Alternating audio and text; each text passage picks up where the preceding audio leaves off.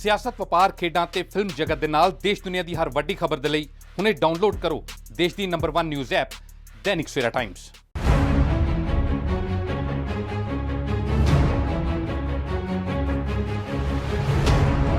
ਪੰਜਾਬ 'ਚ ਪਿਛਲੇ ਲੰਮੇ ਸਮੇਂ ਤੋਂ ਇੱਕ ਬੜੀ ਵੱਡੀ ਪ੍ਰੋਬਲਮ ਚੱਲਦੀ ਆ ਰਹੀ ਹੈ NRI ਦੂਲਿਆਂ ਦੀ।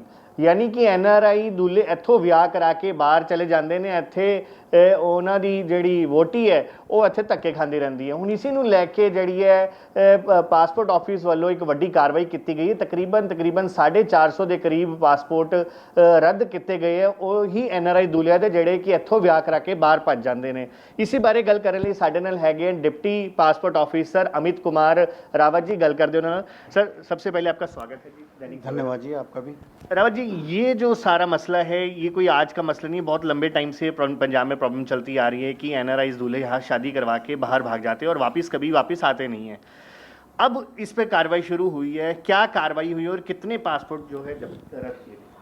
पिछले 1.5 साल के अंदर ही, पिछले मई 2017 की बात है जब ये हमारे संज्ञान में आया था, हमारी नॉलेज में आया था कि ये लड़के जो हैं शादी करके भाग जाते हैं और लड़कियां यहाँ पर परेशान घूमती रहती हैं।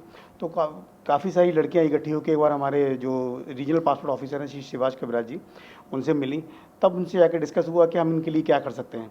तो हमने अपने ही धारा के अंतर्गत इनके लिए एक प्रोविज़न निकाला कि भाई हम इस धारा के अंतर्गत इनके पासपोर्ट इम्पाउंड या रिवोक कर सकते हैं अगर ये लोग इनके खिलाफ़ केसेस चल रहे हैं। तब लड़कियों ने हमें बताया कि इनके खिलाफ़ पर्चे मुकदमे भी कायम हैं और ये लोग कई सारे केसेस में PO भी डिक्लेयर्ड हो चुके हैं, LOC भी इनके खिलाफ़ जारी हो चुकी है और फिर भी ये अदालत के बार बार बुलाने के बाद भी नहीं आए। 105 के अब्रॉड सम्मन भी बहुत सारे केसेस में जा चुके हैं। तब हमने इनसे पेपर्स लिए, फिर इन लड़कों को शो कोस नोटिस जारी किए कि भैया आप अपना भी पक्ष रखें, क्यों ना आपका पासपोर्ट इम्पाउंड कर दिया, आपके खिलाफ़ यहाँ पर इतने सारे मुकदमे चल रहे हैं। जब उन्होंने हमें प्रॉपर्ली सेटिस्फैक्ट्री जवाब नहीं दिया तो हमने इनके पासपोर्ट इम्पाउंड करने शुरू कर दिए। इसके वजह ये हुआ कि उनका जो ट्रैवल डॉक्यूमेंट था वो इनवैलिड हो गया। जब भी उन्हें ट्रैवल करने की कोशिश करी वो पासपोर्ट सीज़ हो गया और उनको यहाँ पर डिपोर्ट कर दिया गया। तो ऐसे करके तकरीबन 80-85 लोग जो हैं डिपोर्ट हो चुके हैं और बाकी भी आने की प्रक्रिया में, क्योंकि लॉकडाउन की वजह से काफ़ी लोग नहीं आ पाए थे। तो अब गवर्नमेंट जो उनके ना तो वीज़ा रिन्यू कर रही है, ना PR रिन्यू कर रही है, ना ही उनको सिटीज़न बना रही है। वो पहले यही कह रही है कि भाई आप भारत में आपके खिलाफ़ केसेस चल रहे हैं, पहले उन केसेस का सेटलमेंट करिए, उसके बाद आके आप बाकी चीज़ों को अप्लाई करिए। सर, जो डिपोर्ट होके बाहर से आए हैं उनके खिलाफ भी कोई कार्रवाई होती है?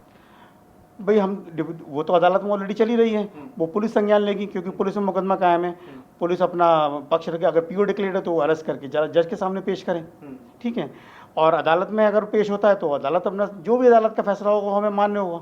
अगर अदालत उसे बरी कर देती है तो ठीक है, अगर नहीं बरी करती तो पासपोर्ट उसका सस्पेंड ही रहेगा। ये कौन कौन सी कंट्रीज से जो है डिपोर्ट होकर आए हैं? ये सबसे ज़्यादा तो आपके कनाडा, ऑस्ट्रेलिया, कोई भी ऐसी कंट्री नहीं है, ज़्यादातर कंट्रियों से।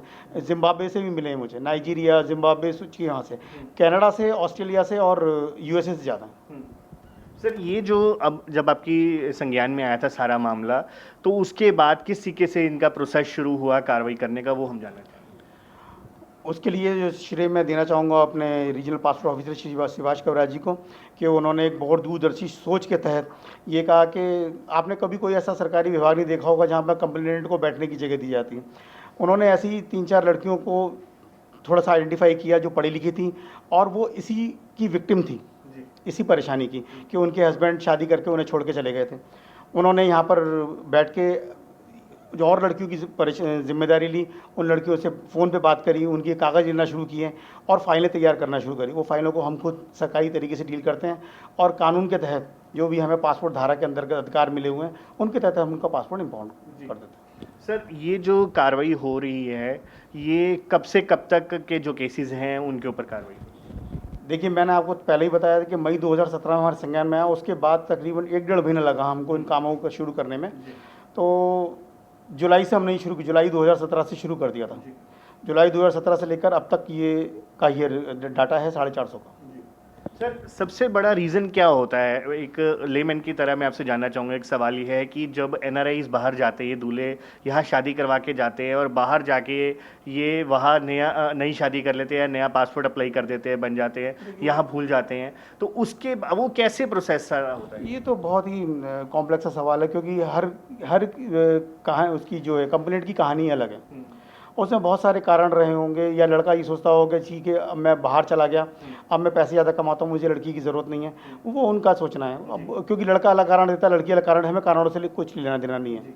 हमें सिंपल सी बात है कि आप यहाँ पर आपके खिलाफ मुकदमा कायम है, अदालत में आपकी जो उपस्थिति वो बहुत ज़रूरी है, और उसके बाद भी आप अदालत में उपस्थित नहीं हो रहे। एक भारतीय नागरिक के लिए सबसे पहले ज़रूरी होता है कि अपने न्यायालय और अपने संविधान का सम्मान करें।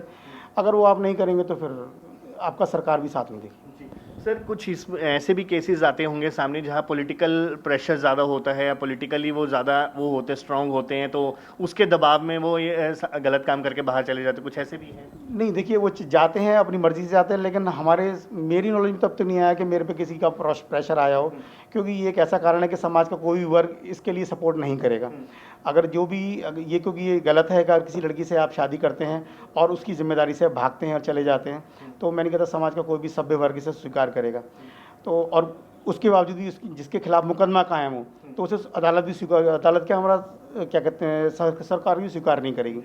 तो ऐसे केसेस में कुछ भी कहना अलग है कि इनकी क्या गलती रही, क्या गलती नहीं रही, जो भी था वो अदालत डिसाइड करेगी। हमारा तो एक ऐसे लेमैन की तरह है कि आपने अदालत के आदेशों का उल्लंघन किया है, अदालत के बुलाने के बावजूद भी आप उपस्थित नहीं हैं, आपके खिलाफ वारंट है, आपके खिलाफ समन है, आपको अदालत ढूंढ रही है, आपके खिलाफ यह मुकदमा कायम है, तो ऐसी स्थिति में आप पासपोर्ट रखने के लिए एलिजिबल नहीं हैं।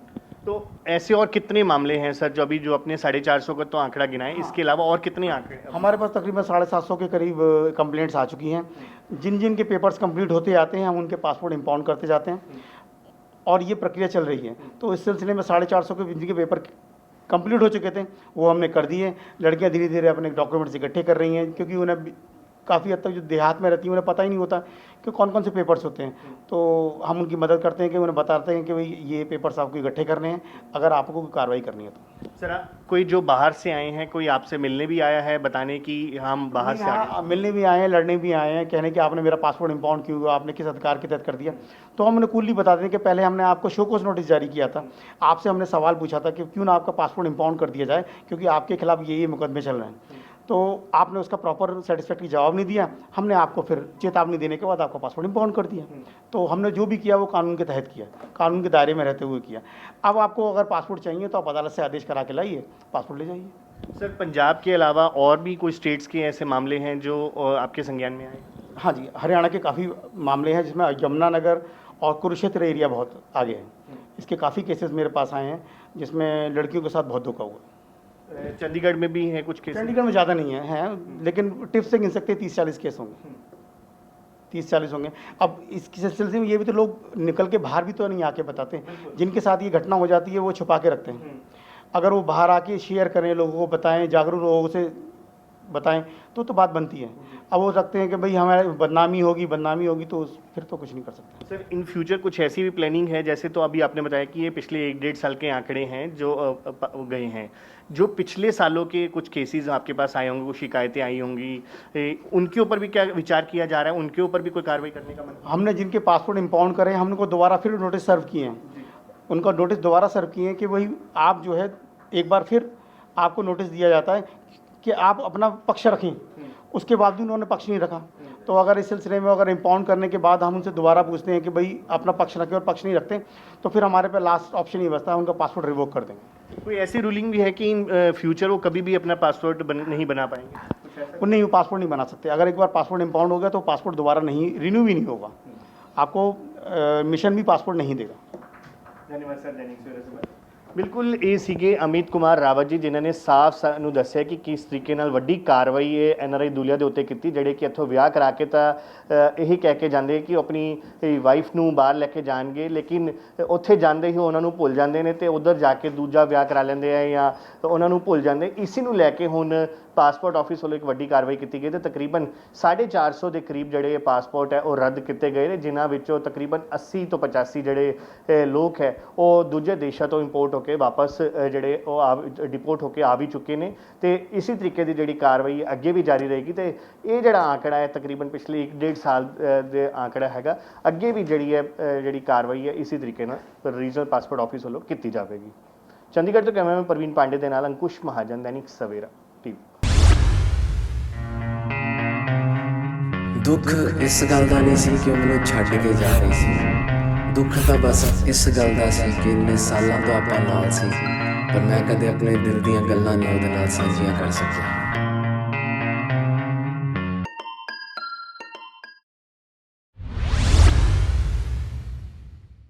All world open challenge 17-time gold medallist Mian Rafiq Mohammad, पंडित, मौलवी, बेगम, तांत्रिक, इन्हां चोरा ठग्गां तो सावधान।